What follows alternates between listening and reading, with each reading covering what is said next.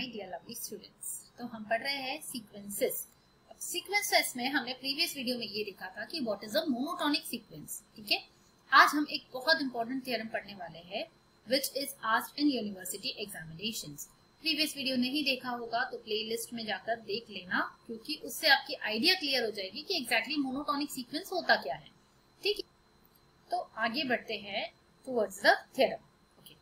So what is the theorem? The theorem says that a monotonic increasing sequence is convergent if and only if it is bounded. अब बच्चों अच्छे से सुन लो एक बार। एक और theorem है एग्जैक्टली ऐसे ही है, उसमें सिर्फ ये मोनोटोनिक डिक्रीजिंग है। ठीक है, जो मैं आपको पढ़ाने नहीं वाली हूँ, बट अगर आपको ये वाला वीडियो समझ में आ गया तो आप वो आराम से प्रूफ कर पाओगे। और ये दोनों में से कोई एक थ्योरम एग्जाम में आने की चांसेस है। ठीक है, अब अच्छे से समझ लो what is this theorem exactly, इसको हमें प्रूफ कैसे करना है। ठीक है, ये समझ में आ गया तो आप कर पाओगे नेक्स्ट वाला जो डिक्रीजिंग के लिए थ्योरम है। A monotonic increasing sequence is convergent if and only if it is bounded। अब जैसे ही if and only if आ जाता है तो बीपी हमारा थोड़ा सा बढ़ जाता है। क्यों? क्योंकि इसमें दो पार्ट होते हैं, थ्योरम थोड़ा सा लेंथी हो जाता है। if and only if में नेसेसरी कंडीशन होती है एंड सफिशिएंट कंडीशन होती है, या हम उसको if part and then part भी बोलते हैं। टू बी मोर प्रिसाइज हमें बोलना चाहिए नेसेसरी कंडीशन एंड सफिशिएंट। तो नेसेसरी कंडीशन में क्या होता है कि ये जो पहला पार्ट होता है वो दोनों में कॉमन होता है। मतलब मोनोटोनिक इंक्रीजिंग सीक्वेंस, ये नेसेसरी कंडीशन हो चाहे सफिशिएंट हो, दोनों में कॉमन होगा कि ये चीज दी हुई है कि एक कोई सीक्वेंस है which is monotonic increasing sequence. अब नेसेसरी में क्या होगा, ये गिवन होगा कि कन्वर्जेंट भी है एंड प्रूफ क्या करना होगा, इट इज बाउंडेड। ठीक है, सफिशिएंट कंडीशन में क्या हो जाएगा, उल्टा हो जाएगा। कौन सी चीज में उल्टा होगा, ये तो कॉमन है कि मोनोटोनिक इंक्रीजिंग सीक्वेंस वहां पर भी दिया होगा, उसमें हमें साथ में ये दिया होगा कि इट इज बाउंडेड, और हमें ये प्रूफ करना होगा कि वो सीक्वेंस कन्वर्जेंट है। I hope the idea is clear क्या होता है necessary, what is sufficient condition. तो आगे बढ़ते हैं नेसेसरी कंडीशन की तरफ। अब नेसेसरी कंडीशन क्या दी हुई है कि कोई एक सीक्वेंस है। अब यहाँ सीक्वेंस का नाम नहीं दिया है तो हम कोई भी नाम दे सकते हैं, हमने दे दिया xn। Let xn be monotonic increasing and convergent, क्योंकि हम नेसेसरी कंडीशन कर रहे हैं तो ये हमें गिवन है। तो प्रूफ क्या करना है कि यही जो सीक्वेंस xn है वो बाउंडेड है, ये हमें प्रूफ करना है।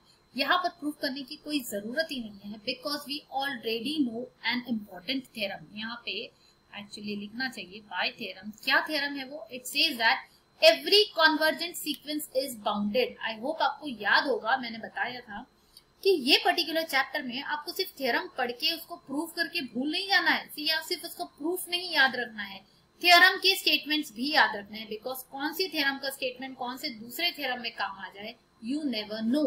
तो आपको ये लर्न करने हैं, जिसमें से ये तो बहुत ही एक इम्पोर्टेंट थ्योरम है कि every convergent sequence is bounded. चाहे कोई भी सीक्वेंस हो, अगर वो कन्वर्जेंट होगा तो वो बाउंडेड जरूर होगा।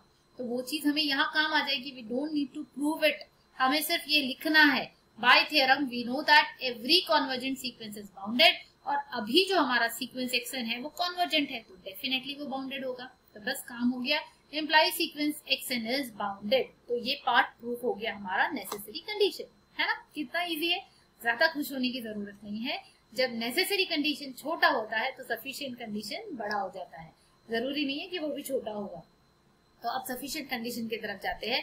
बिफोर आई प्रोसीड, अब आपको समझ में आ गया होगा कि उसमें क्या करना है, उसमें क्या गिवन है और क्या टू प्रूव होगा। तो गिवन यह होगा कि बाउंडेड है और प्रूव करना होगा कन्वर्जेंट। तो देखते हैं, यस सफिशिएंट कंडीशन। अब यहाँ पर हम अज्यूम करेंगे कि xn इज मोनोटोनिक इंक्रीजिंग, ये तो दिया ही हुआ है, एंड साथ में हम ये अज्यूम कर रहे हैं कि इट इज बाउंडेड। तो प्रूफ क्या करना है, ये जो xn सीक्वेंस है वो कन्वर्जेंट होगा। अब पहले तो आइडिया क्लियर करो कि जो चीज प्रूव करनी है उसके लिए हमें करना क्या है। What do we mean by convergent? तो कन्वर्जेंट मतलब आपको सबसे पहले ये क्लिक होना चाहिए कि actually you have to prove. इसकी डेफिनेशन क्या है कन्वर्जेंट की? हमें ये प्रूव करना होता है कि xn minus l is less than epsilon for all n greater than equal to m। ये आपको याद होगा, मैंने आपको अच्छे से कहा था कि इसको रट लेना है। बिल्कुल नींद में भी अगर कोई आपको पूछे तो आपको ये आना चाहिए कि कन्वर्जेंट की डेफिनेशन क्या होती है। मॉड xn, ये l क्या होता है, वो जिस लिमिट पे कन्वर्ज कर रहा है।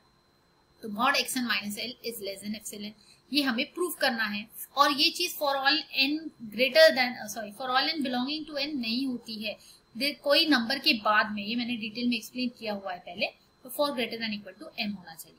अब इसी को अगर मैं और थोड़ा प्रॉपरली लिखूं तो इसको हम कैसे लिख सकते हैं? अगर मैंने मॉड हटा दिया तो I can write this as L minus epsilon is less than xn is less than L plus epsilon for all n greater than equal to n। ये इसी चीज को मैंने ऐसे लिखा हुआ है अलग फॉर्म में। ऐसे इसलिए लिखा हुआ है क्योंकि इससे आसानी से आपको समझ में आ जाएगा कि आपको प्रूफ क्या करना है। तो ये चीज ध्यान में रखो, आइडिया क्लियर होनी चाहिए। प्रूफ क्या करना है, हमें ये दिखाना है कि xn की जो टर्म्स है कौन सी वाली, for all n greater then m। तो किसी n के बाद की जो टर्म्स है उसके लिए ये चीज ट्रू होगी, ये हमें प्रूफ करना है। ठीक है, तो आगे बढ़ते हैं प्रूफ की तरफ। अब हमेशा कोई भी चीज प्रूफ करनी होती है तो हम गिवन के साथ ही प्रूफ करते हैं, क्योंकि उसी से हमें कुछ आइडिया मिलती है। तो गिवन क्या है, हमें सीक्वेंस xn इज बाउंडेड, अगर ये दिया हुआ है तो उससे हमें क्या क्या चीजें पता चलती है। अगर वो बाउंडेड है तो उसका अपर bound and lower bound exist करेगा। एंड देखो डेफिनेशन में इसीलिए मैंने जोर दिया था कि what is the meaning of bounded. अगर हम बाउंडेड की बात करते हैं तो उसका अपर और लोअर दोनों भी बाउंड एग्जिस्ट करता है किसी भी सीक्वेंस का। सो अपर बाउंड भी करेगा, लोअर बाउंड भी करेगा। अभी हमें जरूरत किसकी है, हम अगर इंक्रीजिंग सीक्वेंस की बात कर रहे हैं तो हमें जरूरत पड़ेगी अपर बाउंड की, तो हम वो ले लेते हैं। और जो नेक्स्ट थ्योरम है जो मैंने आपको होमवर्क में दिया हुआ है तो उसमें आपको शायद लोअर बाउंड की जरूरत पड़ सकती है, उसमें अच्छे से ध्यान देके आप प्रूफ करोगे।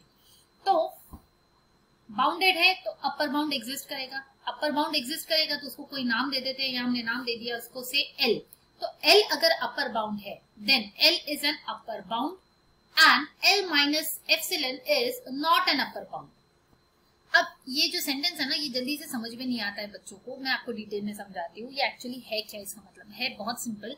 होता क्या है, अगर आपको समझ में आ जाएगा ना तो प्रूफ लर्न करने के लिए बहुत ईजी हो जाता है। Anyhow you have to learn it, learn तो करना ही है, बट समझ के लर्न करोगे तो बहुत आसानी से लर्न हो जाएगा। तो देखो ये सेंटेंस का मतलब क्या है, हम बोल रहे हैं कि L is an upper bound and L minus epsilon is not an upper bound. क्यों नहीं होगा, देखो एक सिंपल सा एग्जांपल देती हूँ आपको। 1 2 3 4 5 अगर कोई सीक्वेंस है मेरे पास, वैसे ये वैलिड नहीं है क्योंकि हम नॉर्मली इनफाइनाइट सीक्वेंस से डील करते हैं, बट समझने के लिए बहुत आसानी से आपको समझ में आ जाएगा। तो अगर मेरे पास ये सीक्वेंस है तो इसका अपर बाउंड क्या मैं बोल सकती हूँ 5 उसका अपर बाउंड है? बिल्कुल है। अपर बाउंड मतलब एक ऐसा नंबर जिससे उस सीक्वेंस के बाकी सारे नंबर या तो इक्वल हो या तो छोटे हो, चल जाता है, इक्वल भी चलता है या छोटे होना जरूरी है। तो हम बोल सकते हैं कि 5 अपर बाउंड है, बिल्कुल है। अब अगर 5 में से मैंने कोई यानी ये L मेरा 5 हो गया, L माइनस एप्सिलॉन लेना है, मतलब 5 माइनस एप्सिलॉन क्या है, any number near by 0, right, 0.5 ले लेते हैं।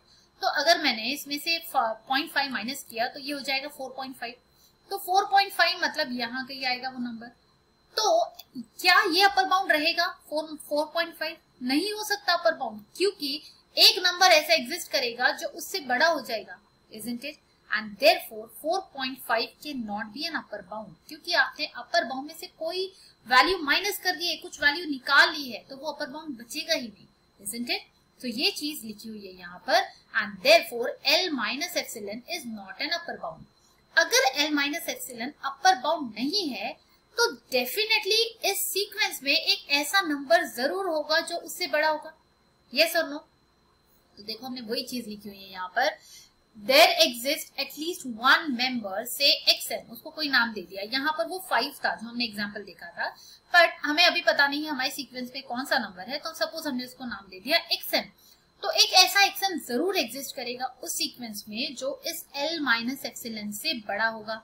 समझ में आ रहा है सबको? देखो L माइनस एप्सिलॉन से यहाँ पर बड़ा 5 था, अब हमने इसको नाम दे दिया हमारे सीक्वेंस में xn, right? So this is that thing. ये नॉर्मली बच्चों को समझ में नहीं आती है, अभी मैंने एग्जाम्पल बताया है तो आपको आसानी से समझ जाएगा। Now since xn is monotonic increasing, ये शॉर्टकट लिखा हुआ है मैंने, मोनोटोनिक इंक्रीजिंग सीक्वेंस, इसका मतलब, अच्छा उसके पहले मैं इसको प्रॉपर्ली लिख लेती हूँ। इसको मैं ऐसे लिख सकती हूँ कि that is L minus epsilon is less than xn, बस इसी चीज को लिखा हुआ है, ठीक है? सो अगर ये ऐसा ट्रू है एंड xn जो है वो मोनोटोनिक इंक्रीजिंग सीक्वेंस है, तो मतलब xm के बाद वाली टर्म यानी xm प्लस 1 और xm में क्या रिलेशन होगा, क्या रिलेशन होगा? Can I say that this will be less than equal to xm plus 1? बिल्कुल बोल सकती हूँ, क्योंकि इंक्रीजिंग सीक्वेंस है हमारा, मतलब पहली टर्म छोटी, दूसरी टर्म उससे बड़ी, नेक्स्ट टर्म उससे और बड़ी, तो ये रिलेशन बनता है हमारा between xm and xm plus 1। और नेक्स्ट टर्म की बात करूं तो अगेन ये रिलेशन बिल्कुल इसी तरीके से चलेगा, ऐसा ही चलेगा। तो इसको मैं यहाँ प्रॉपरली लिखती हूँ, since xn is monotonic increasing, L minus epsilon will be less then xm। तो ये तो हमें यहां से पता चल गया। अब इसके बाद की टर्म्स के बीच में क्या रिलेशन होगा? How can I right the relation? इसकी बाद की टर्म क्या होगी? xm के बाद की टर्म होती है xm प्लस 1 एंड रिलेशन ऐसा बनेगा। नेक्स्ट टर्म होगी xm प्लस 2, ये रिलेशन है, एंड सो ऑन, राइट। अब इसी चीज को क्या मैं एक प्रॉपरली एक शॉर्टकट फॉर्म में लिख सकती हूँ? Can I write this as L minus epsilon is less than xn। अब मैंने ये सारों को एक साथ क्लब कर दिया सच दैट ये n कैसा होगा? Such that n is greater than equal to m। I hope ये चीज आप सबको समझ में आ रही होगी। ये मैंने जो लिखा हुआ है ये किसके लिए ट्रू है? L minus epsilon is less then, ये जो स्टेटमेंट लिखा है वो सारे m के लिए जो इस n से बड़े हो, राइट। तो हमने इसको इस तरीके से शॉर्ट फॉर्म में लिखा हुआ है। अब also L is the upper bound, हमने स्टार्टिंग में लिखा हुआ है कि L is the upper bound. अगर L अपर बाउंड है किसका? सीक्वेंस xn का, तो I can write this as xn is less और इक्वल टू L। क्योंकि वो अपर बाउंड है तो ये चीज सारे n के लिए ट्रू होगी, हर एक xn will be less than L। साथ में इसी चीज को अगर मैं प्रॉपरली लिखूं, दैट इज अगर कोई xn, अगर सारी टर्म्स L से छोटी है तो L प्लस एप्सिलॉन से भी छोटी होगी। ऑब्वियसली इसमें एक नंबर मैंने ऐड कर दिया तो उससे भी छोटी होगी। तो ये चीज हमें मिल गई यहाँ पर, एंड इसको अगर मैंने बोल दिया A इनइक्वालिटी B, तो ये दोनों से हमें क्या समझ में आ रहा है?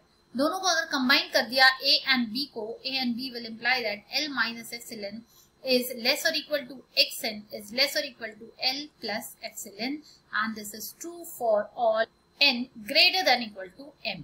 ये हमने m क्यों लिखा है? क्योंकि ये जो चीज है वो सिर्फ इसके लिए ट्रू है, राइट। तो जब हम कंबाइन करके लिख रहे हैं तो हम ये लिखेंगे for all n greater than equal to m, ठीक है।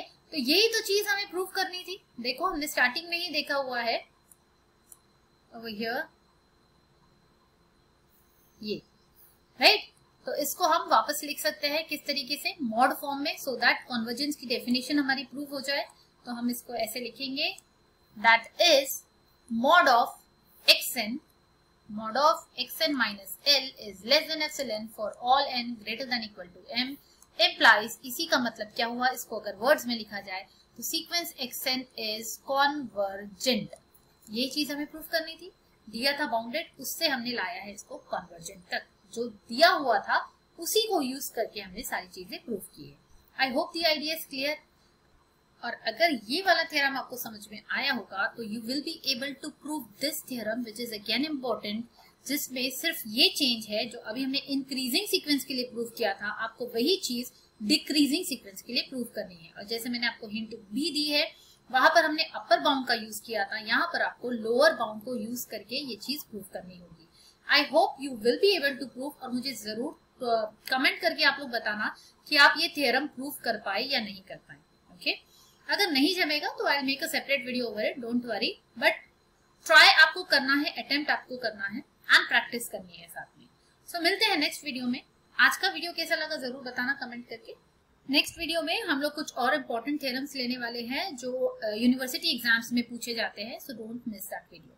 चलो, till then keep studying, keep smiling।